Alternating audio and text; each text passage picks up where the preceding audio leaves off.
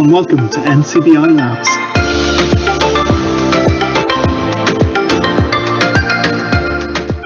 So you're very welcome to this week's live event, whether you're with us live on Microsoft Teams or you're listening in on YouTube or your favorite podcast platform. We're delighted to have you with us. We have a full complement with us this week as well. So Sean Doran, Daniel Dunn, JP Corcoran and myself, Jude Marr, will be with you throughout the show today. And of course, as usual, we'll be joined by a number of guests on the show today.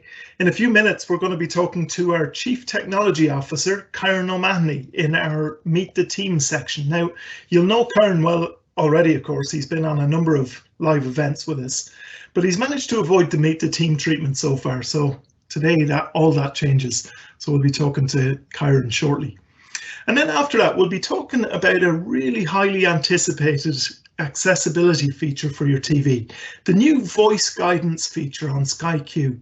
We're going to have the opportunity to talk about the various accessibility features available on the Sky platform as well. And to talk us through that, we're going to have with us Sky's Chief Product Officer, Fraser Stirling, Digital Accessibility Manager, Clare Davidson, and their Accessibility Compliance Lead, David Nason as well. So that's coming up in about 10 minutes time, and we're looking forward to that piece on the voice guidance feature on Skyq. And of course, later on in the show, we're going to have our usual quick tips and tech help sections as well. Just a reminder that if there are any questions you'd like answered or technology you'd like us to cover or any questions throughout our show today as well, you can contact us using the Q&A panel on the right hand side of Teams, or you can email us at labs@ncbi.ie. Now let's kick off our show today with our Meet the Team section, and as we said, NCBI's Chief Technology Officer Kyran O'Mahoney is with us this week. Good to have you back on the show, Kyran. Thanks, Jude. Good to be here as well. So, Kyran, first of all, people have obviously got to know you a little bit already through the live events, but how long have you been with NCBI now? Yeah, I think I'm coming up on just under 2 years. Actually, I think it's my 2-year anniversary tomorrow of being with NCBI. That's great timing. That's a nice coincidence, isn't it? Yeah. Yeah, absolutely. And to mark your 2-year anniversary, you get to be on Meet the Teams. What a brilliant gift for your 2-year. I have been looking forward to getting grilled by you, Jude, I have to say. Yeah. I suppose I should ask straight away, having been here 2 years, and obviously so much has gone on in the 2 years, are you enjoying it? Yeah, working at NCBI is a huge amount of fun. It's an interesting one because, and I'm probably going to ruin your next question, so apologies, Jude, but go on. It's my first time working in the charity sector. I've worked in many previous kind of more private type of or for-profit roles. So what's really unique about NCBI is that everything you do around technology, you're doing to try and help our service users. You're trying to help people with sight loss. And I don't know if many people know, but I do have sight loss myself. I suffer from congenital nystagmus, so I have limited vision, maybe about 20%, 17-20%, something like that. So as an ex-service user of NCBI, it's really interesting to see some of what goes on behind the scene to provide all the supports that we do for people with sight loss. So it's been really exciting for me to get to know everyone in NCBI on a professional level and develop friendships with the team and outside of our team as well. Yeah, brilliant. Just as you were saying there, your own experience of sight loss, have you found that that's kind of fed into a lot of what you've been doing? Has it been quite a kind of advantageous to have that perspective? Yeah, you know what, we do it. We talk a lot on the NCBI Labs team about digital inclusion and making as many pieces of technology as accessible for people with sight loss as possible. I think it's one of the more challenging areas to have a perspective on if you're someone that's fully sighted. And for myself working in NCBI, and particularly coming from a career that I felt I've always used technology to be an enabler, to be something that's helped me in my career and progress, and be able to sit in a room where sight loss is not an issue. And my goal really when I joined is to kind of bring that kind of ethos to technology within NCBI. And one of the things that we've kind of developed on the NCBI Labs team is, technology being the single most important enabler for people with sight loss. And I think having being born, like my sight loss is congenital, so I've had the same sight issue from the time I was born right up until today. And it's great to be in an environment where you can influence change around that, because my goal really is that we can provide people with technology, and effectively their sight loss, or, and I put disability in inverted commas, I don't really like that word, but it allows people just live a normal life, progress in your education, progress in your career, and and just get on with things. And that's really what I, hopefully that's the passion that I want to bring to the team of you guys that I work with, but also the broader team of NCBI as well. So yeah, it absolutely gives unique perspectives, and sometimes it allows me to bluntly bulldoze my way through some of the red tape. I will say I have to be careful with what I'm talking about. I'd better be careful that I'm not agreeing with you too easily there on these questions, Kyran. Yeah. Don't agree with your boss on everything. That's a lesson on how to deal with these live events. Don't interview your boss on a live event as well. Yeah, whose idea was that? Yeah, I know. Yeah. This isn't necessarily my brightest idea here. For the record, it was Jude's idea. So tell us, Kyran, just you mentioned there a little bit about your background and the work that you've done before. Is the actual the main work that you're doing from a day-to-day basis? Obviously, you mentioned there that there's kind of the unique perspective that you have that really adds to the role with NCBI. But your background, was it similar work in general? Yes and no. I mean, just to give people some insight to where I came from. So I'm a computer science graduate. I have a degree in computer science. So I also have a very unique perspective because I ran my own company in entertainment for a number of years, and I joined, after I'd done that, I joined a bank in Ireland called Allied Irish Banks, and kind of worked my way up in technology. I worked in HR for a while, I worked in finance for a while, and then shift from there, went to Ryanair. Worked in their, I'm sure a lot of people know Ryanair, the airline. Worked in their revenue systems and a lot of their web-based work, and I kind of, that was really my first exposure to building software, or building a web page that, as someone with sight loss, I wanted to make accessible.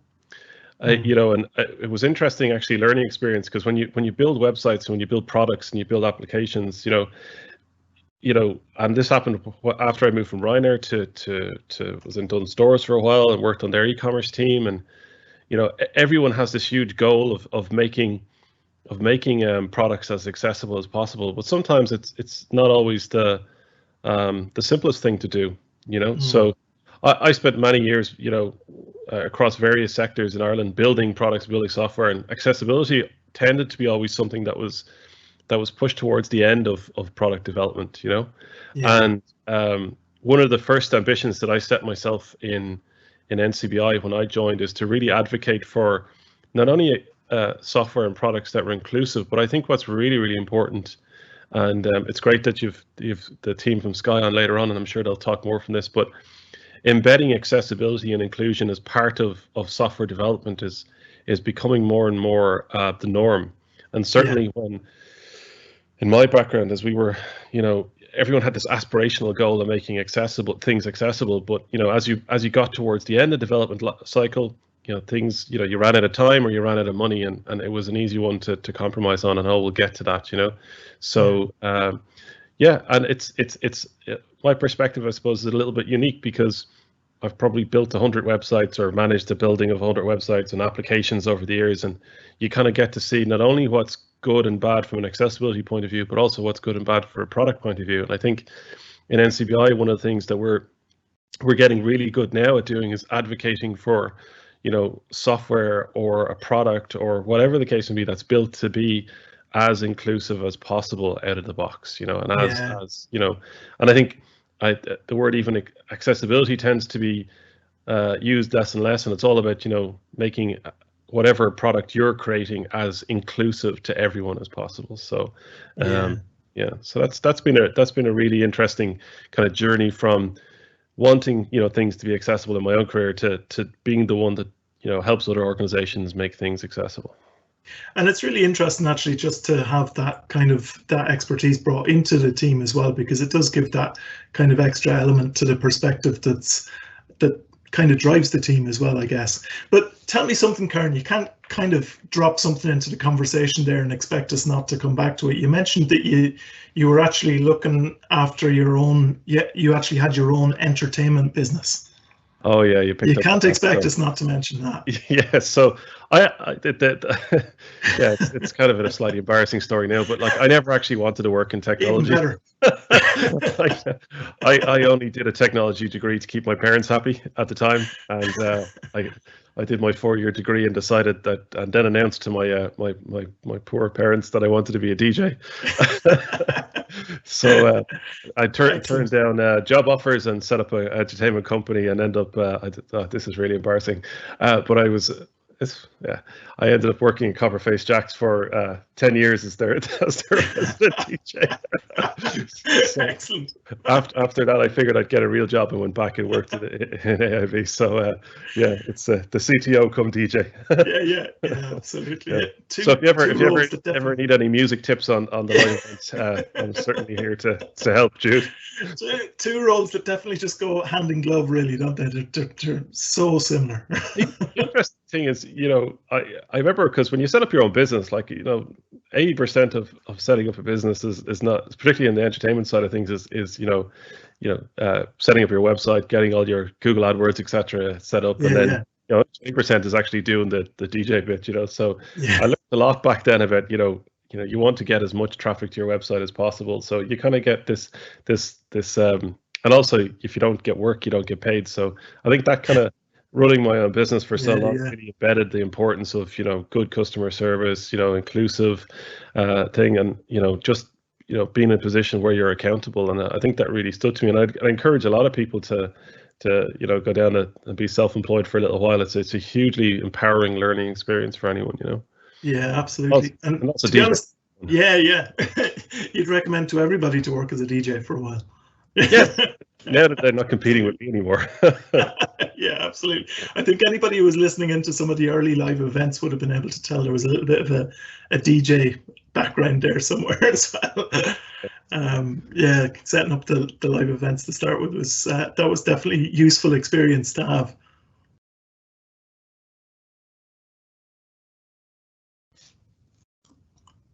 So I'm not sure if we still have Kyran with us, or if I'm still here.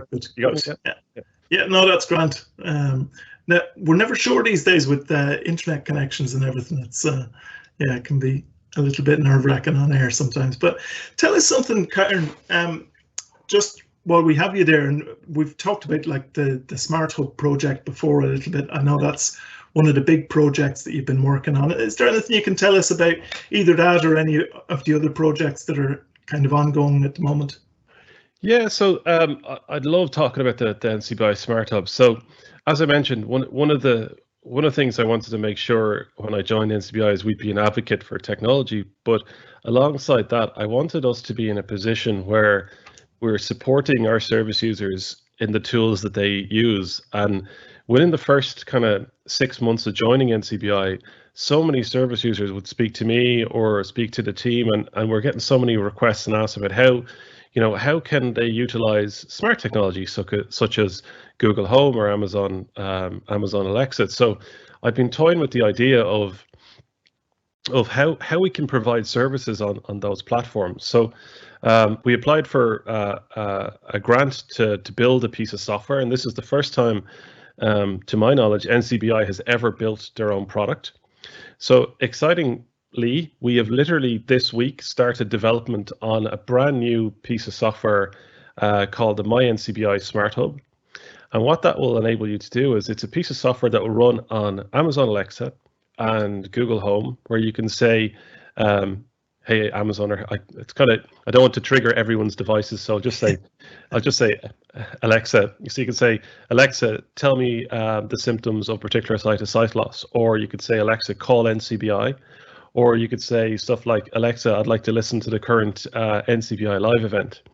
So we've taken all the different services that that NCBI provide, and we'll make them available utilizing smart technology, which is all controlled by your voice. And the most powerful thing about that is that you don't need to have any vision whatsoever to utilize this technology. And even more importantly, it's cheap. So it's only, you can pick up the cheapest Amazon Alexa or Google Home for about 40 euro. I think they're about 30 odd sterling. So in and about 40 euros. So, in terms of providing people access to all the services that NCBI provide, this is a hugely empowering service. So we've partnered with an external company to help us build this. And what I'd like to say now is I pull a call out to all the listeners that we have, not only today, but I know the vast majority of our listeners are on our podcast later on, which is doing amazing, by the way. Jude, congratulations on that. I've had so many guests and so many good subjects to talk about as well. So if anyone would like to take part in this this project and would like to give us some feedback on it, you can send us an email to smarthub@ncbi.ie, and we're hoping actually to have the first version of this product launched in about 6 weeks' time. So this is really exciting. So in the first version, we'll have things like, all information on different types of sight loss. You can ask Alexa, for example, about tell me some of the symptoms of particular sight loss. And what's really good is that we're having a board member of NCBI who is a consultant ophthalmologist review all of the content. So it'll be very heavily curated content that's available on the Smart Hub. So as a single point of information on sight loss, this will be huge, Additionally, if you'd like to make an appointment or a referral to NCBI, you can do it all through the Smart Hub now from now on. And I couldn't be excited. Sean, who's on the call here as well, has helped me on the project, and we have another project manager that's working on it as well. And as I said, we're working with an external company to help us build it. I think a plane just flew over you there, Jude. I think so, yeah. So again, just to reiterate, if any of our service users or their family wants to be involved in that project, please do reach out to us. It's smarthub@ncbi.ie. We're really building this for our service users, so any input you have would be hugely valuable. And we have probably the guts of 40 or 50 service users already that are already interested in taking part in the development cycle. So I would encourage anyone that's listening in today, and they don't have to be just Irish based. I mean, I know we get a certain amount of international listeners to the podcast as well. So if you'd like to give us some feedback, it'll be available worldwide. And as a single point of information, sight loss, I couldn't be more excited about this project. This is like one of the main reasons I took the job in NCBI, to make really big, profound differences in technology for people with sight loss. Yeah, brilliant. And just remind us, just for anybody who would like to test, how can they get involved with that? Yeah, so the easiest way to do it is to send in well, they can actually email labs@ncbi.ie, or they can email smarthub@ncbi.ie, and we'll make sure that we get in contact with you and give you all the information you need. The nice thing is we have a certain amount of devices that we can give away to people for free. So if you don't have a device, you don't have an Amazon Alexa or a Google Home, we have a certain amount of them that we can provide to people. So the quicker you get in contact with us, the more chance you have of getting one. And again, you don't need any special technical knowledge to take part. Don't feel that if this is something, you've never built software like that, don't worry about any of that. We really want you to use it as you would use any other piece of technology, so this is about us getting information from you. We want to make sure that we build the best possible Smart Hub for our service users. The whole project will be wrapped up about November of this year. We'll have everything done. As I said, the first release will be about 6 weeks' time. And then your involvement really be just to give us feedback. You can give us as much or as little feedback if you want. You can maybe spend a half an hour a week on it, or you can spend a half an hour a day. It's completely up to you. But we really value all the feedback of our service users, and that's why we're here to help them and build technology to make their lives easier and make people more independent.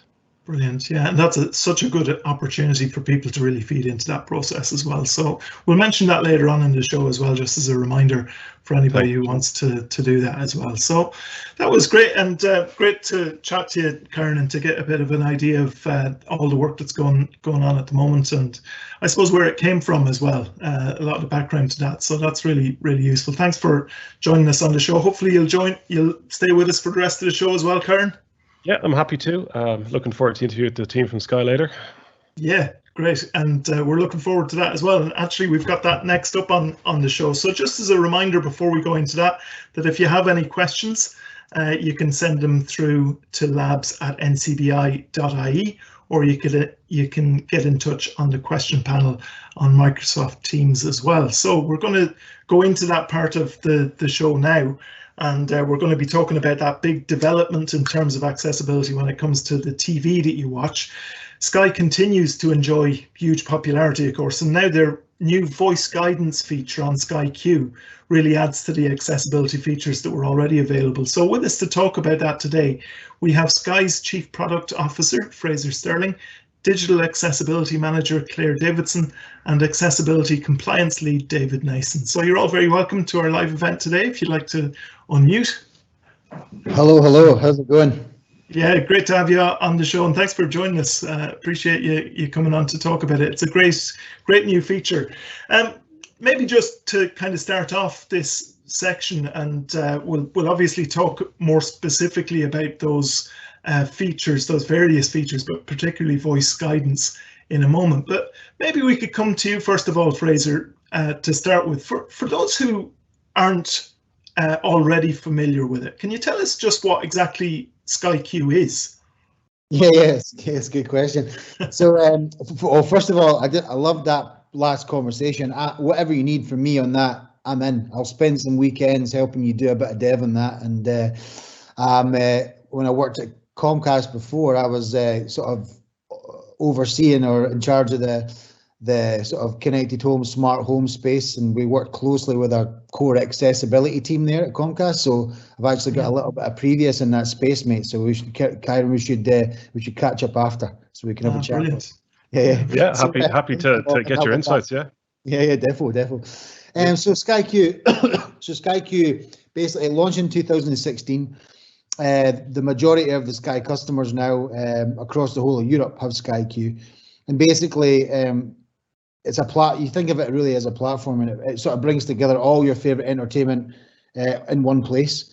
All the best content you'd imagine you get from Sky, so all the fantastic Sky content around sports, docs, news, comedy, crime, you name it, movies, cinema, as well as like all of the best apps that are out there. So all your favorite apps as well. So whatever tickles your fancy there, whether it be Netflix or Amazon or Disney Plus, YouTube, a bunch of stuff in the music space, a bunch of stuff in the fitness space. So really, like I think we've really transitioned in the last sort of 9 to 12 months into really an entertainment platform. The tagline of Skyq is all in one place, easy.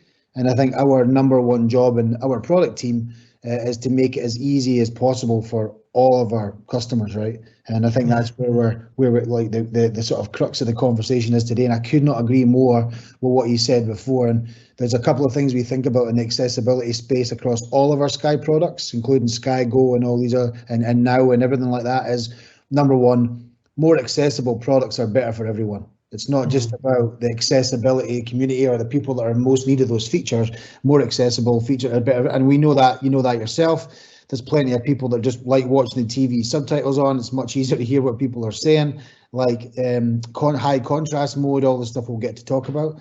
And then the other one, I think the sort of phrase I've sort of coined as much as I can in the last couple of jobs I've had there, Kyran, you were talking about it, is we want to try and move accessibility to the left, meaning if you try and put it at the end of the process, it's always going to be like, in the cut and thrust of making decisions, what's in, what's out. But if you put it at the beginning of the development and discovery process, then you make accessibility part of the roadmap is by moving it to the left. That's when you can really unlock the power of all these features that we're starting to see now come out in Skyq, Sky Go, and now across Europe. Yeah, I think I might have to still move it to the left as well. Move it to the left. Be careful. Because everything goes to the left and then there's nothing left in the right. But Yeah, very good. And that does kind of very much tie in with what Kyran was talking about just a moment ago as well, that idea. Yeah, excellent. Tell us something. So again, just obviously this is kind of, that's given us a good overview of Skyq and what it's able to do, and the kind of focus on accessibility as well. Just hardware wise, I suppose, just to bring it back a level for a moment. Hardware wise, if somebody's using Skyq, they're using the Skyq box. What's the hardware that people are actually using there? Can you describe the hardware a little bit for us?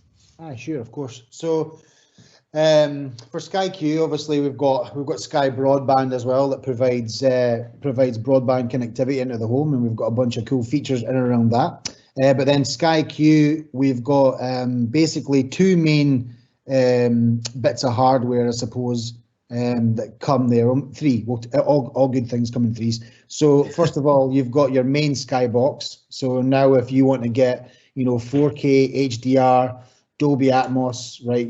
That's your gateway. It's got a disc on there for your personal recordings. It's connected to the internet thing like we talked about, so we can get all the content no matter where it is. And then for bedrooms or other rooms in your house, we have a little mini box that kind of connects to the main box, so you can watch your recordings all over the house. You can pick up where you left off. If you start something like last night, me and Corley were watching something down here, and then we wanted to finish it off upstairs, so you can do that. And then the third one, which I think is the best and most exciting piece of hardware, if you want to call it that, is our voice remote. And the voice remote is something, again, we had at Sky for a while, and we've actually brought over I worked at Comcast, like I said, we've brought over that voice platform that powers that. So we have a global NLP and NLU system, so that's natural language processing, natural language understanding. So that means that no matter, like, we can gain benefits in accuracy and understand Scottish. So if you can do that, you can go anywhere. I tell you what, between Scottish and Irish, if we can manage both of those, that's fine. Exactly. There's no dramas. We've got all bases covered.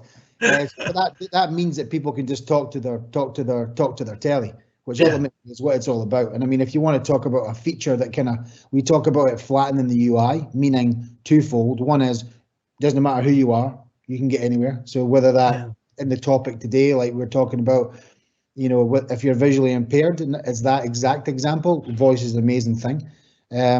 Also, voice can take you to parts of the UI that you cannot get to with buttons, right? So if anyone's got Skyq at home, try saying, for example, action movies with Bruce Willis, which is my personal favourite, and it'll take you to a page full of action movies with Bruce Willis, which, by the way, is all of his films, but that's not the point.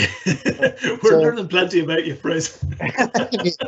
You name it, mate. So give me 10 minutes, I'll give you my Days of Thunder example. But that's basically that's the kind of moose bushy stuff. That's the hardware you've got. So all that stuff works together, sort of, and the more products you take, the better the experience is. That's kind of the Yeah. So when you said a moment ago, you were talking about kind of how you can tie in all those other apps and things. Are you talking about kind of Netflix, Prime Video, Disney Plus, Apple TV? Are you talking about all those as well? Yeah, so we've got a lot. We've got more apps than not, So we're always focusing on bringing more to the platform. Netflix, Amazon, Disney Plus, YouTube. They're the big ones for sort of traditional video consumption online. So when we say we've got them, let me sort of quantify that. It means it's not like a streaming box where you have to go into each app. And then go into each app and figure out what you want. Then you hit back up and you come out, and then you go back into another app. It's not like all tucked away in their own little stovepipes or whatever it might be. What we actually do, the Skyq UI brings that all together. So it aggregates all the best content from all of those places, plus all the best Sky stuff, both on demand and on live. And it means you never have to pick up another remote. And it's all right there on your homepage. So on your homepage as a Skyq customer, you get like a personalized homepage, personalized for you, that's got the best of all of the content on there. So whether it's in an app or whether it's live or whether it's Sky on demand, it's all just there right in front of you, and you don't have to go to each app and find it. So that is like a key differentiator of what we do that I think better than anyone else. Obviously, I'm maybe slightly biased, but it has the added benefit of being true. I think key differentiator, right? So it's all integrated there. So your homepage has got everything there, so you can see it, all the best and latest stuff for you. Yeah, very good. And talk to us a little bit just about how those kind of various subscriptions would work then. So, for example, if I was to have my own kind of Netflix subscription, can that be combined then with the subscription to Skyq, for example? Aye, so what we have, so yes, so a number of different options. That is the beauty of the platform. You can bring your own Netflix subscription, and all you have to do is log into Netflix, and then immediately, like, the experience comes alive. You've got all the great Netflix stuff on the homepage, just like we talked about. Also, you can come to us and you can bundle it, right? So we've got packages where you can get like Sky Cinema plus Netflix, and then we just make it easy for you by having it in one bill, right? So basically, any way you want to take it, you can take it. The main thing and the important thing is whether you want to do that with an integrated thing like Netflix or whether it's Disney. We allow you to do that without leaving your couch. So if you're not a Disney Plus subscriber, for example, or an Amazon subscriber, for example, you just sit on your couch, we take you through a flow, and then you didn't have to leave your couch, which is obviously a big benefit for me. And then I'm away watching some sweet Marvel action or whatever it is with the kids. It's whatever way you want to consume it. Like, our job is to make that as easy as possible for you. Yeah. Okay. So it's all kind of combined into one space. Tell us something. That's how it works well, I suppose, with a number of other applications that are out there, a number of other platforms that kind of combines it very, very well. But when it comes to the internet requirement that's there, you mentioned that you're connecting to the internet. Does that have to be like Sky Broadband, for example? No, not at all. Sky Broadband's definitely the best broadband. Like that I believe. But you don't need. You can connect through other broadband providers. In fact, we have some of the customer base that does that. So I think the thing about Skyq that I think is great is that it combines the best of satellite distribution, right? And even though it might seem a wee bit old-fashioned putting satellites into space, it's a fantastic way to get amazing UHD HDR content to all of our customers, which is what we do today. And we've got live football in UHD. That is the best way to do that right now, is that method. But then we can combine that with the best parts of the internet, meaning we can deliver all that great on demand. So it truly is a hybrid platform, and I think that's a great thing. So, but saying that, you can have Sky Broadband or you can have somebody else's broadband. That's all good. So you mentioned earlier as well, just a number of different kind of expressions, I suppose. And again, just to kind of take any confusion out of it for anybody who's maybe who hasn't been overly familiar with the different kind of Sky offerings available, things like Sky Go or Sky Plus or My Sky, how are those different from Skyq, and what are they? What are those offerings? It's a great question, and I think it's an important one because if you're all about making it easy, there's no point in making it complicated with all these different apps, right? So I think the key thing that we do, and this is really, really important. So if you're consuming, right, if you're like want to watch some video, if you want to be entertained, really what we've done there is we've created like an ecosystem to do that. So as a Skyq customer, I also use Sky Go, right? And Sky Go is also available to Sky Plus customers as well, for the record. But with Sky Go and Skyq, what we do actually, you can watch all your recordings in the home on Sky Go. So say, for example, somebody's watching something in the main TV. At the moment, it seems to be something like that's unwatchable for me on Disney that my kids love. So if I want to go and watch like Rory McIlroy, and I'm not playing to the audience, but it was great on Sunday night. If I want to go and watch him win, then I can go and watch that on my iPad on Sky Go in my room, right? And I can use Sky Go to watch my recordings. I can also use Sky Go to continue watching where I left off on my Skyq box. Yes. And really what Sky Go allows you to do is it allows you to have your own personal Sky on the go. So if I'm going on a plane, I can download movies to Sky Go and watch them on the plane. I can stream live content, on-demand content, all within that Sky Go app. And that's available on iOS, Android, tablet, phone, PC, Xbox, you name it, right? So it really is like creating that extra part of the ecosystem that allows you to watch it on the go and at home and really join that experience together. So Sky Go is a phenomenal product. It really is. And that, I would say, has come on leaps and bounds in the last sort of 18 months. It really, really has. We're doing a release every month. So every month you'll get something new from Sky Go. I think it's interesting as well, Jude. One of the things that we've seen, just to give Fraser some context as well, is that a lot of our service users, even since I've joined, I've been surprised as how many people don't use entertainment, like Sky in their homes, because they have this kind of negative assumption that something mightn't be accessible out of the box. You know what I mean? And I think it's great that we're moving to a point where we can actually turn around and do demonstrations for people as well. I think just to give you that perspective as well, because it's good to give our service users an overview of the amount of entertainment that's available to them, because typically organizations like ourselves, we kind of focus on a lot of the basic stuff, like some of the mobility stuff. Not that it's not hugely important, or education or employment, but a big part of people's lives as a service user. And I've used Skype before myself in the past, and just to give you guys some feedback, I literally picked Sky because I could see it easier. And that was why I got Skyq. I looked at your competitors and went, I can actually see the interface much cleaner than the other ones, and I could actually utilize it myself. So, you see a lot of service users out there. They just make the assumption that they can't have, they mightn't necessarily go to Sky because it's not accessible. They might go to X because it's not accessible. And I think it's great now that we're in a position where we can give people an overview of the amount of entertainment that's out there to them, and how they can take part in it, how they can control it themselves, whether it's through voice or through the other features like that. So just important kind of to point out as well. And I think it's great to have that element of kind of confidence as well of what's out there and how it works and how well it works as well. So it's definitely a really good subject to be talking about, and definitely something that people find very helpful already. I have to say, Fraser, just before we go any further, you're getting fan mail in here already. Just one comment came in here that seems old-fashioned to put satellites into space is the best quote that's ever been on the live events. I have to agree with that. Very old-fashioned to be putting satellites into space. Get with the times. I heard that too. That was brilliant. Yeah. Okay.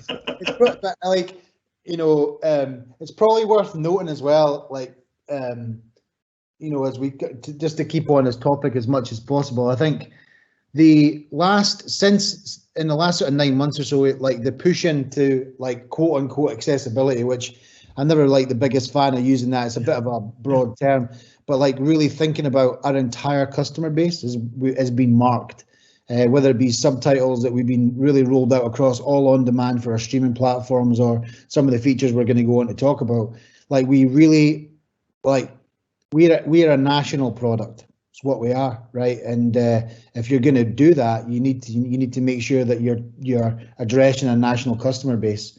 And I think that it's really important to us that we all of these features that we've been talking about, right? And you can see that because we're not talking about it, we're doing it. That's the first thing. The second thing is, I think the most exciting part of it actually for me is, I'll tell you a quick story. My grandfather was an amazing man, but his hearing wasn't the best, and I used to go and watch football with him, and it was impossible to share the experience with him because it was such a loud experience. He was so loud, you just couldn't converse with the guy when we were trying to watch the football, and it stayed with me. And when I moved over to the States, I worked with this guy Tom Wadowski, and I realized that it was a common thing for mixed homes, a home where somebody had some certain needs and other people didn't or did, and vice versa. And I think that things like voice guidance and the high contrast mode in particular really, to me, shout to our role within the home, which is really providing a family experience, right, or a shared experience, and allowing a bit of control back when certain people are on their own and being able to watch the TV is one thing, but allowing that sort of bimodal thing when people are watching together, I think, is even better. So the ease of switching these features on and off is a real indication of our understanding that it's not just a on or off feature, it's a bimodal feature, and often these features need to exist in places where not everybody has the same needs. I think there's a really good story that I heard as I joined NCBI, which is kind of speak to your approach. And just to give you, and feel free to use this as well, but we were dealing with a service user who had, and by service user we mean someone with sight loss, someone that's experienced sight loss, and he had lost his sight later in his life. So he was an adult, so he had rapid sight loss, and obviously that's a hugely traumatic thing for anyone to go through. And we were doing a lot of rehabilitation and a lot of support with him as well.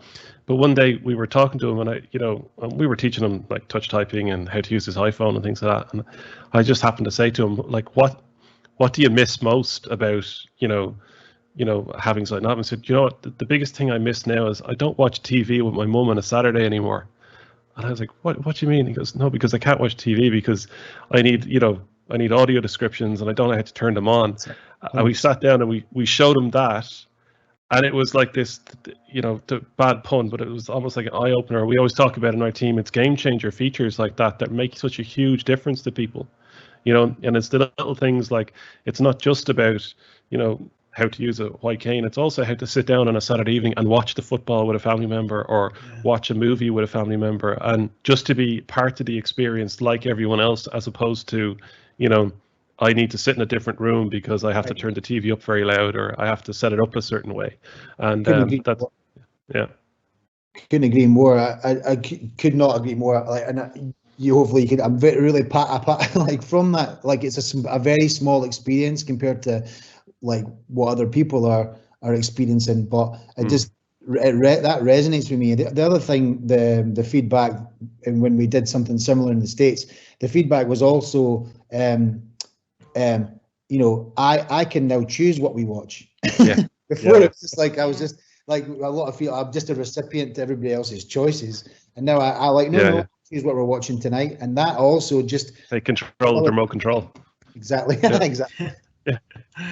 Yeah, and it kind of speaks to, I suppose, exactly what's been mentioned already. The idea of the term accessibility, it kind of serves a purpose, I suppose, but the idea of inclusivity is so important to it as well, isn't it? I tell you, just at this point in time, maybe we can bring in Clare and David as well, because we just want to maybe get a little bit more specific about the features that are there for those with sight loss. Maybe could you tell us just a little bit about some of the accessible, and we'll use that term, accessibility features that are already available with Skyq for people with sight loss, and we'll get onto voice guidance in a second, but what's already out there? Sure, I can do that. Great to be here, by the way, and I totally agree as well. Accessibility is a really useful word. We all know what it means, but I love the terms like inclusive design and universal design, and that's what it's all about. So it's put some of the key ones. We have a remote control, which is larger, so people with motor issues can find it easier to press buttons and things, but people with sight loss also can find it easier to maybe see the buttons, that kind of thing. So that's one feature. We also have some features on the box. So you've got a high contrast mode that's been mentioned a couple of times already in conversation, which obviously helps a lot of people with low vision to see those menus that little bit easier and read the screen. We also. Yeah, a lot of people use that, and again, I think it's a great example of, I think Fraser mentioned, it's not always about the people who identify as having sight loss as such. It can be anyone who just maybe struggles to read the screen from across the living room might find that kind of feature useful, and that may be true for voice guidance to some extent as well. We also have audio description, which is obviously huge in our community. I know I hardly watch anything other than sports, obviously, but if it comes to movies and TV shows, I virtually always watch shows that have audio description and movies that have audio description. It makes such a difference, and we've a really high quality audio description at Sky. The guys are really proud of what they produce, really put a lot of work into it, and yeah, it's really good, and really good coverage, and really good, all of our key shows, our top shows come with audio description, and we're committed as well that we'll never have a show that has audio description on season 1 and then doesn't have it on season 2, that kind of thing, because that can be such a letdown. Yeah, absolutely. Yeah, I can imagine that's going to be quite important. And it's interesting. Go on. Go ahead. Go ahead, David. Yeah. I was just going to say, around discovery of shows as well with audio description, we wanted to have a few features along the way, even before voice guidance, for helping people to find that stuff. So you can highlight shows in the TV guide, so they'll stand out in a different color. within the grid. And also when you're changing channels, you can have it make a beep sound. So when you land on a channel that has audio description live, you'll hear this beeping sound. So you know, oh, I've got an AD show here. Excellent. Yeah, it's interesting that you mentioned that. I think one of the questions that we have a little bit later that came in from a service user actually just mentions that, but we'll come back to that maybe in a little bit. But interesting to hear that those sort of features have been there already, and as Kyran has mentioned as well, that they're ones that people have already found useful. So when you've got that as your kind of as your foundation for it, I suppose, can you tell us a bit more now about voice guidance and how that feature works with Skyq? Yeah, sure. I'll take that one if you like. Hi, Please, everybody. yeah. Good to So have you voice with us, guidance. Claire. Yeah, I'm so glad to be here. So voice guidance is a screen reader on Skyq, and it provides spoken navigation guidance for people with sight impairments. So what it does is it speaks out the items on the screen as you navigate through, and you can use your voice remote control to kind of switch that on, or you can go into the accessibility settings to do so. But I guess the best way to show you is to give you a demo. I mean, is it the right time to kind of go ahead and do that? Yeah, please, yeah. Great. Okay, lovely. So Dave, do you want to just go ahead then and demo like how you would go about finding and browsing part of the TV guide for us? Yeah, sure, will do. So I'm just going to go to my TV. What I'll do as well is I'll what voice guidance, by the way, it does when it's speaking, it mutes the background audio so that it's not trying to speak over each other. But what I'll do is I'll pause the box just so we're not being interrupted in the interim when we take pauses. Yeah.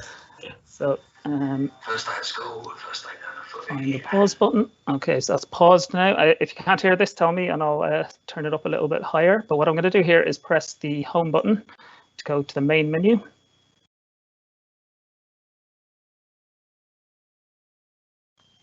Press the wrong button. Okay. Main menu. Press up or down for different categories. Home. 1 of 14. Press right or select to choose. Is that clear enough? Yeah, that's clear. Yeah, thank you. Yeah. Perfect. And the home button is actually a lovely, big, easy to find button as well. It's just below the down arrow button. It's a nice big pill-shaped button. So tactily, it's actually quite easy to find as well. I'm going to go down one then to TV guide in the main menu. TV guide. 2 of 14. Press right or select to choose.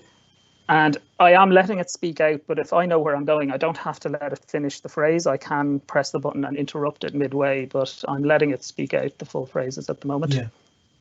TV guide. Press up or down for different genres. Press left to go back. All channels. 5 of 17. All channels. Press up, down, left or right to navigate through the TV guide. RTE 1 HD. 101. Select to view in full screen. So there we've landed on RTE1 and it says select to watch in full screen because that's the one channel I was already on. If I was on another channel, it would say select to watch in mini screen. And that's, as people who have Sky may be familiar, there's a little TV in the top left corner or top right corner where when you're in the menus, you can still see a bit of the screen. So it'll say select to view in mini screen first, and then that'll change to select to watch in full screen so that you have the right instruction. And now that's just the channel. I could go up and down. It told me it's a grid, so I know I can go up and down for the channels. I can go right and left as well for to explore the grid. So to explore what's on RTE1, I press the right arrow. EastEnders. Started at 3 p.m. Duration 30 minutes. Video format HD. Subtitles. Audio description. Callum worries he will be left standing at the altar, so Kathy encourages Phil to speak to Ben. Keegan panics when he finds Bailey's dog Banjo alone and injured.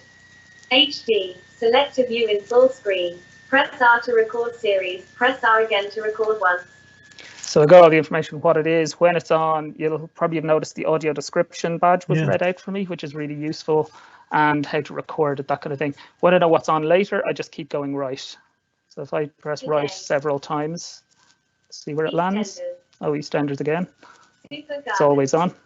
Starts at 8 p.m. Duration 1 hour. Video format HD. Subtitles. Siobhan Keogh is a graduate architect, but her design is more focused on planting than hard landscaping. She hopes her a treat and restorative themed garden will prevail. HD. Select to choose Super Garden.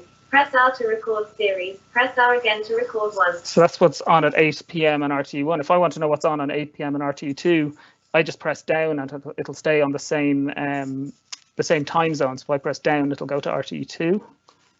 RTE2 HD 102. Your home made perfect. Starts at 7:30 p.m. Duration 1 hour and 10 minutes. Video format HD. Subtitles. Cutting-edge virtual reality and visual effects enable people to see what the future of their home can look like before it is built in reality. Presented by Angela Scanlon, HD. Select to choose your home made perfect. Press R to record series. Press R again to record once. So I could just keep going down the grid and explore by going down to go down and up and down to go through the channels and right and left to go through the time, and it'll read out all that info. Very good. I think, just to add as well, when we did user testing, with our customers, it was really important to get their thoughts on the order that information is read. So we've kind of rejigged things a little bit because obviously from a sighted perspective, you can, easily, understand, what time it would start or looking for other bits of information, the synopsis. So we made sure that we included things such as started at or starts at as one of the first things that I heard, and a lot of that feedback in ordering came from reaching out to kind of customers and doing some research with them. So that was a really vital part of this sort of the delivery of this feature. But Dave, do you want to go and maybe how would you go to the kind of Sky Cinema from here then? And do you want to pick a pin protected screen for us? I can, yeah. So if I wanted to go to Sky Cinema, I don't need, that's in the 300, so I don't need to arrow down 200 times. I can just go to the category. So I'll go across here. Nate, the Goldberg, the Snow Spider. So I'm going left back through the grid here. Horrible history. RTE2 HD. What? TV guide. Press up or down for HD. +1. Documentaries. Kids. Movies. Oh, there it is. I went past it. Movies. 10 of 7. Movies. Press up, down, left or right to navigate through the TV guide. Sky Premiere HD 301. Select to view in Mini TV. Press right for upcoming programs. Okay, so what I'm going to do then is select this to go to this channel. Select to view in full screen. And again to go to full screen. Sky Premiere HD 301. Alien Stole My Body. Watch from start. Alien Stole My Body. So I'm going to go up to try and get to a channel that has a pin screen on it, which I'll usually get on HD in the movie channel. Lord of the Rings Fellowship. Select to Sky Greats HD 304. Roman Holland. Sky Animation HD 305. Watch from start. Minuscule. Sky Family HD 306. Notification. Sky Action HD Street Fighter 1994. This is a pin protected program. Please enter your pin. 1 of 4. 4 of 4. Sky Action HD 307. Street Fighter 1994. Watch from start. Street Fighter 1994. So I'll pause again there. So you'd have heard when a notification came up, it was actually read to me, so I'm not stuck on the screen wondering why the movie isn't playing. Yes, yeah. And then it requests your pin to be entered in. And as I pressed it, when I press 0, it says 1 of 4, 2 of 4, 3 of 4. So it tells me that even level of detail. And that indexing, the indexing was just so important to make sure that we added in a feature, just to really ensure that you could orient yourself wherever you were, whether you're in a menu item or within one of the pages. That numbering was so important to us. Excellent, yeah. And it's actually really good to hear that demo live as well. I always have a slight bit of nerves whenever there's a live demonstration because things can go wrong quite easily when it's happening live. But it's great to hear just how logical and easy that whole process actually is and how kind of reliable it is as you work through it. It was excellent. Yeah, and I think it's worth calling out as well. The one of the features is hints, the ability to switch hints on and off. And I don't know if we've got time for Dave to kind of show you that, but that was definitely a big feature for us, because we knew that when you started to learn the interface, you would need that additional support information so that you knew whether to kind of go up or down, left or right, just to kind of give you an overview of the grid so that you know you could go right. But over time, maybe very quickly, you would then get to a point where you knew that. But as we improve the interface and add more voice guidance to it, we need that so that you can learn how to use it. But like I said, you want to be able to get to a point where you can switch it off. So we've made sure that we've included the ability to switch hints on and off. And I'd say, Dave, do you want to just kind of give a quick demo of that? Quickly. Main menu. So we're going to go into the main menu, and then we'll go down to settings. On demand. App. Settings. 12 of 14. And then accessibility. Parental. Accessibility. Accessibility. Press up or down. And then down to voice guidance. Voice guidance. You can tell I've learned the interface already. Will be described audibly. Select with hints and to then extra details. Recommended for new users. On with hints. Press up or down for options. So, 1 of 3. Select to choose. So we've got on with hints. So when you go to turn on voice guidance, if you do it through the menus, you've got 3 options. You've got off, of course, you've got on with hints and on without hints. So on without hints. I'll switch to on without hints. Yeah. And now I'll go back to my main menu. Main menu, home. 1 of 14. And that's it. So we lose the press select or press right to select choose. If I go to my recordings, for example. Yeah, so you're not getting as much kind of guidance along the way, as much kind of tips along the way as to how to use it. Kind of useful once somebody is well used to the interface, isn't it? Exactly, yeah. So it was really important to us when we were talking and when we were speaking to doing our user kind of testing, that it was really, we realized it was really important to us to have hints, but it was almost equally important to have the option not to have hints. Because people, you'll have that preference. You'll have some people who want them all the time. You'll have some people who'll use them for a week or two and then turn them off. Or it could be the case that, you know, there's an update and some screens change and you turn them back on again for a few days till you get used to some screen that you haven't used before. You know? Yeah, absolutely. That you haven't. I mean, I've just spoken to a new customer who came to us because of this new feature, which is amazing. And she's been a customer of ours now she's had it installed for a week now, and she's still got hints on, and she's really enjoying having those on. She doesn't feel quite ready to kind of take those off. So that's really nice to kind of hear that actually, as a new customer, it's brilliant to kind of have that feature. So yeah. That was actually that was just a question I was going to ask you guys. Do you find one of the things that question we get asked from service users, how quickly would you say it would take someone to become used to the voiceover feature on Skyq? Like, is it a week thing, or is it a month, or have you had any feedback from people so far? I think it personally depends on whether you've been an existing customer for a while. I mean, there's some people that kind of have worked out sort of how the interface works, either by learning it themselves or cited assistance. So I guess somebody like that, may find it's kind of quicker to kind of get to know about it because they can kind of visualize it in their mind maybe a bit more. But I think I would say a few weeks is a week or so. I suppose it's personal preference, isn't it? I mean, David, don't you want to add to that? And what I'd say, I suppose, is well, there's a couple points. One, obviously, there's going to be a lot of people who have some limited vision who can maybe see how it's laid out, so they maybe don't need the hints at all because they can already see that, but they need the voice guidance to help them read. I think that's one part of it.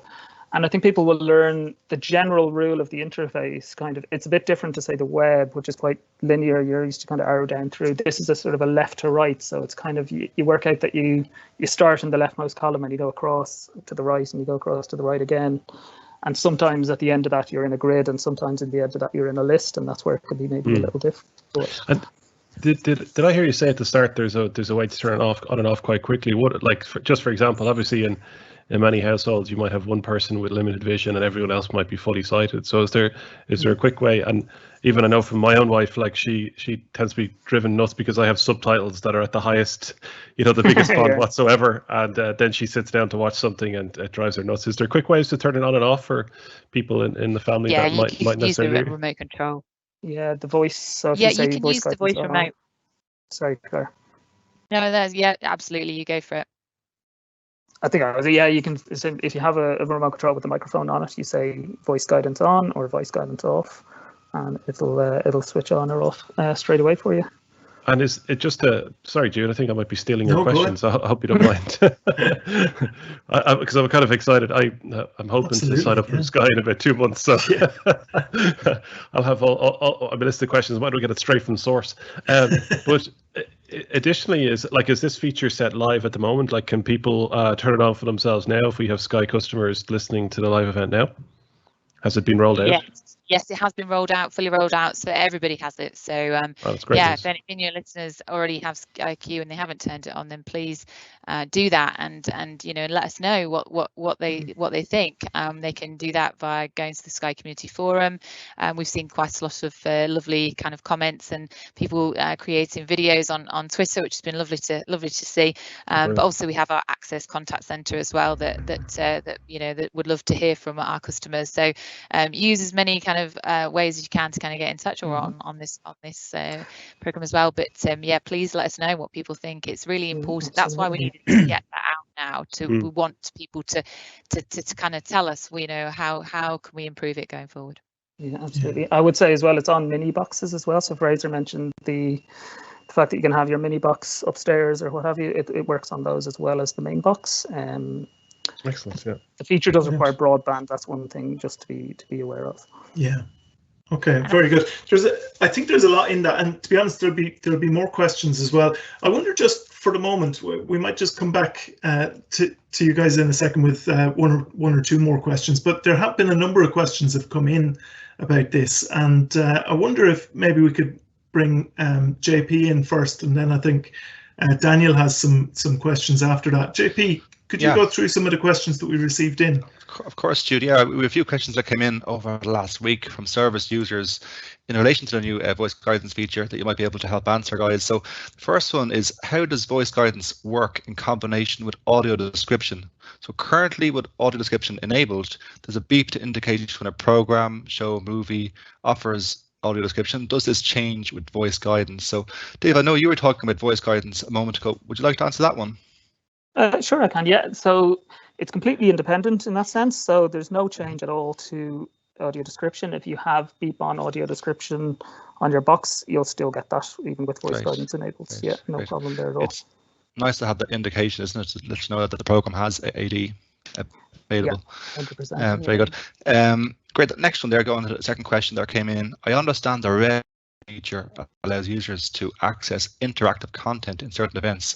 For example, choose to watch their favorite Premiership team play while other matches are playing. Will voice guidance assist users in accessing red button content via an accessible menu, for example, for live sports? I can take that one if you like. So not at the moment, but on the remote control, you can find the red button located above the number 1 on the keypad, and we've also got some help content that explains to you kind of the layout of the remote control. Okay, great. Thanks, Claire.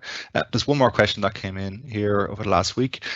Can voice guidance be used to access my recordings on the Skyq box? Yeah, it can indeed. So in that main menu, you go down, I think it's the third one down is recordings, and just go right from there and into most recent, and you'll have it's a grid of items. So it has 4 columns across and however many rows, depending on how many shows you have recorded, and you can access all of them, no problem. Great. Thanks a lot for answering those questions, guys. I think Daniel had some additional questions to ask that came in over the last hour or so in the show. Yeah, I do indeed. Two questions, and I probably won't phrase them as questions or more, I think, like feature requests. Mossy is in Offaly, and he says he enjoys the Premiership, but there's no way of getting to hear the listings of the team, the players, as sometimes the commentator doesn't read them all out. Would it be the possibility, maybe, I suppose we kind of touched on it a wee bit there, but the red button could be placed to go in there when the match is on and bring up the team listings and have the voiceover read those out? Maybe that's a feature request. That's a good feature request. I'm into that one. So let me. That's quite a good one. I'll take that back. We've got in Skyq, we've got a bunch of cool additional features in the sports section. The sports section for any sports fans is legit. And we've got a bunch of apps in there and stuff all about tables and fixtures and stuff. So let me take that one away and see what I can see what I can work with the team on. Brilliant. And the next one I think is somebody who downloads film or TV series. They're not able to get the audio description with it. Is that something that's going to be addressed? Yeah. So downloading where on Skyq or on they haven't specified. Now I'm presuming it's maybe to the app or something like that. Yeah, I think on Sky Go we're heavy on the subtitles, and then we're bringing the linear for all linear channels as well. David, I think it's audio descriptions there. Yeah, I think audio description at the moment it's just on broadcast linear. But there is a project ongoing, so audio description will be coming to on demand. And that definitely will happen. Yeah. Okay. Absolutely. Annie, will I push you on a time for it? You can try. Yeah. Come back to you. I don't know the time. Yeah, I actually don't know. As a friend says to me, Christmas time, but I'm not telling you which Christmas. Yeah. I used to work with the guy. He used to say summertime, but I'm not telling you what hemisphere. All right. We know it is an actual active project. So Yeah, it really. Oh well, that's great. That's in the pipeline. A hope for the future. It is an actual project. Fair play. Thanks very much, guys. I think that's everything I have. I think that's it all for me. Very good. Yeah, brilliant. So a good few questions coming in there, and actually just kind of tying in, I suppose, with one or two of those questions. Maybe we could broadly ask. Obviously, this whole feature has been brilliant, a great project up to this point to get delivered and rolled out, and that'll make such a difference to people. What's the kind of roadmap for accessibility as it stands at the moment now? We got quite a bit on the go, like I kind of hinted at. I think the good thing is, and everybody should take this the right way, we consider all of the kind of, this many hours of this and this many hours of that as the floor, not the ceiling, Yes, right. I think you can see that by all of the stuff we've been talking about, especially around audio description and subtitles. So I think in our streaming estate, we want to make sure we've got all the best coverage. We talked about audio description there on downloads and on demand and all that good stuff. We've also got a couple of things I really can't tell you about because they're quite difficult to do. But I really love we really love this idea of kind of like our role as entertaining the house and entertaining the family, with people in there that have got different needs. So I think there's lots of cool things we can do there around audio and audio description and things like that. So we've got some good things in the oven. So we're not backing down. I think we want to make sure that these types of features, because they are making better products for everyone, are a core part of our roadmap going forward. And that's whether it's on the Skyq platform itself or whether we're continuing to take advantage of all the great features that are on the platforms that are on, voiceover and other things like that being great examples. So, like, I would expect sort of stuff on the reg, to be honest. Yeah, no, well, that's brilliant to kind of hear, not just about this feature that's clearly going to be such a difference maker to people, but also to hear the kind of passion that you all speak in relation to accessibility features in the future as well. It's great to see that it's such a core part of what you're doing, and it's been great to have you on the show today. Really appreciate you being available to talk to us about the features that are available on Skyq. Just before we finish off with that, just remind us again, you mentioned already, I think, but just if there's any further feedback or questions that people have, how can they kind of get in touch, or what's the best way to get in touch? Sure, no problem. Yeah, we'd love to hear from customers about what's important to them that we do, what you like about what we've done so far, and what you change and all the rest of it. So you can join us on Sky Community, which is helpforum.sky.com online, and there we have, and if you look in the discussions area, we have a board called Sky Accessibility, so you can go in there and They'll be interacting with the likes of myself and Claire and other colleagues there. We stay on top of that board and read it regularly, so please do let us know there. We also have a dedicated customer service team for accessibility. We have people based in Dublin, so you can call that number or reach out on Twitter or other social media as well, and they'll be delighted to take that feedback from you as well. I'd also point you as well to skyq.com, where if you go to the help section, we have an accessibility category in there as well, where you can find out more information about voice guidance and all of our other features. Brilliant. Well, it's been great to talk to you today, Fraser and Claire and David. We really appreciate your time coming onto the show and explaining so clearly the features that are available, and we look forward to seeing how that continues to develop, and some of those projects that were mentioned there that you couldn't talk about too much at the moment. We look forward to seeing the development of those as well. Thank you very much for coming onto the show today. Our pleasure. Thanks for having us. Thanks for having us. Thanks, everybody. Very good. So I'm sure you'd agree that that was a really exciting feature to talk about, and it'll be interesting to really get to use that. We'd love to hear your continued feedback with that as well, as to how you're getting on with that. So we really appreciate Fraser and Claire and David coming on to talk to us about that. Don't forget that you can listen back to that piece on YouTube or on your favorite podcast platform as well if you want to. Now, today, what we might do for our tech help and quick tips section, we might just ask one of the questions that came in for tech help. Maybe we can go to JP. There was just one quick question that I think we can answer in the time that we've got left, JP. Yeah, sure, Jude. A question came in just during the week from someone who asked, can I use Alexa to call someone who doesn't have an Echo device? And the short answer is yes, you can. So with Alexa, you can make hands-free calls to anyone who has a supported Alexa-enabled device or the Alexa app. So these can be voice calls if you have a standard Amazon Echo device, or it can be video calls if you have an Echo Show. So to get started with it, you need to add context to the Alexa app. So you open up the Alexa app, you select Communicate, which is at the very bottom of the app, the navigation bar.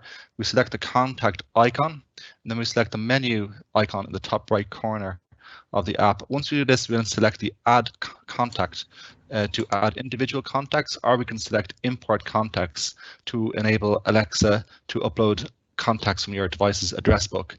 So once it's set up, you can then ask Alexa to call a contact in your address book, and we'll call them on their Alexa device or on the Alexa app. So it's simple as that. I think it's a really good feature. I've been using it more myself. I do use it quite a lot, Jude, for actually calling my own mobile phone when I've misplaced it in the house.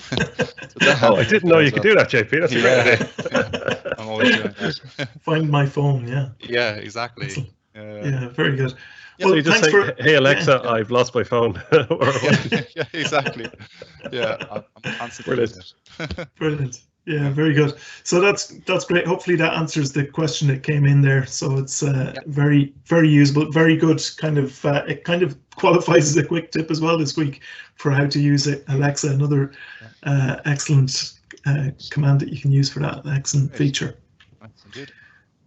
Yeah, very good. So that's great to have that, JP. Thank you very much for helping us out with that. So hopefully you've enjoyed today's show. Just a reminder again, of course, that if you need technology assistance, or if you want to just get a bit of advice or follow up even from today's show, you can get support from the Labs team from 9 to 5, Monday to Friday on 1850 92 30 60, or you can email labs@ncbi.ie.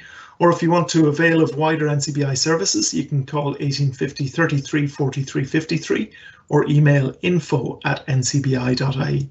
Of course, we always appreciate your support of NCBI, and if you'd like to make a donation to help support our services, you can do that through donate.ncbi.ie.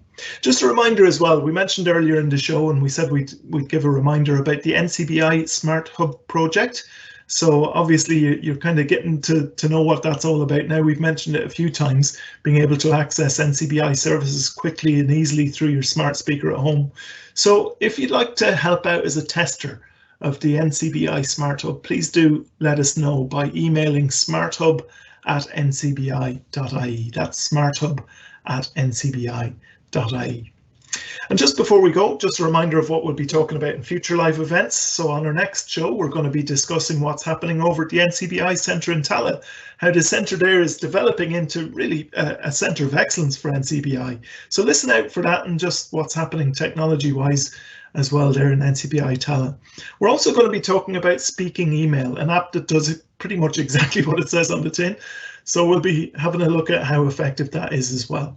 A reminder that our next show is next Tuesday, May the 18th, at the usual time of 2:30 p.m.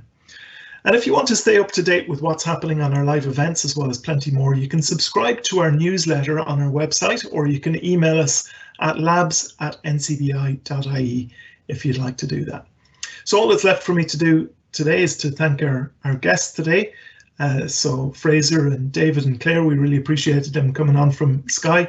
And also our ex-DJ, our current Chief Technology Officer, Kyran O'Mahoney. Actually, Jude, I think what I'm going to do is interrupt you a little bit just before you finish up, if you don't mind. I just wanted to say a huge well done to yourself, Jude, and JP, and all the team working on the live events. We never thought we'd be doing them almost every week for a year. And it's been hugely successful. Just seeing the amount of downloads that service users are doing and the amount of views that we get on YouTube. And it's a huge credit to you, Jude, JP, Daniel, Sean, and all the team, Joe, and everyone that works behind the scenes to make this possible. And I just want to say to everyone, a huge well done. And thank you so much for all your hard work. And I really enjoyed being on the show today. And keep it up, guys. It's brilliant. Thanks very much, Kyran. And thanks again for joining us on the show today. And it has been a brilliant year, really, in terms of all the various topics that we could cover, and the lively discussions we've had as well has been really enjoyable. So I think we need another Android versus iOS conversation to come up pretty soon. I feel Apple hasn't been represented quite heavily enough since I handed you the mic, Jude. Yeah, we've cut down on security costs in the meantime because of that. So. Okay. Thanks, guys. I'll let you finish up, Jude. Yeah, thanks again. We look forward to plenty more debates in the future, and we've got a few other ideas as well to really kind of keep everybody engaged and involved, and hopefully presenting the information and the discussion pieces that are really relevant to people as well. So we've certainly enjoyed that over the last year, and we look forward to plenty more. So from myself, Jude Maher, and from the rest of the panel today, JP, Sean, Daniel, and of course from Kyran as well, we want to say thank you very much for listening, and we look forward to having you all back with us next week for another NCBI Labs live event.